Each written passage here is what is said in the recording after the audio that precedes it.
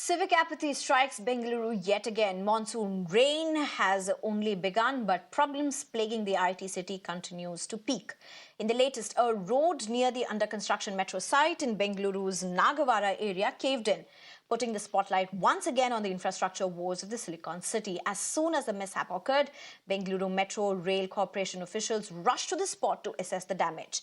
In a statement now released by the BMRCL, the sinkhole was immediately filled by the concerned officials. The BJP has used this incident to slam the ruling Congress government, accusing them of being involved in power tussle and ignoring people's concerns.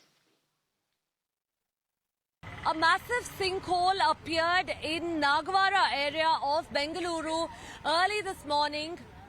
Several passengers, several commuters on this stretch of road, in fact, had a very narrow escape, as this sinkhole that you see behind me is something that's just been covered up now by the BMRCL.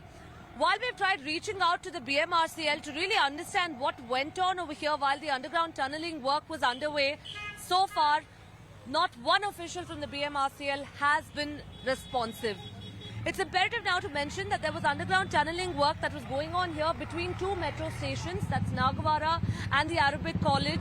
And meanwhile is when this mishap in fact has happened. Thankfully there were no casualties, but just take one look at this busy stretch of road that my video journalist Santosh is showing you right now to get an idea of how this could have been extremely disastrous.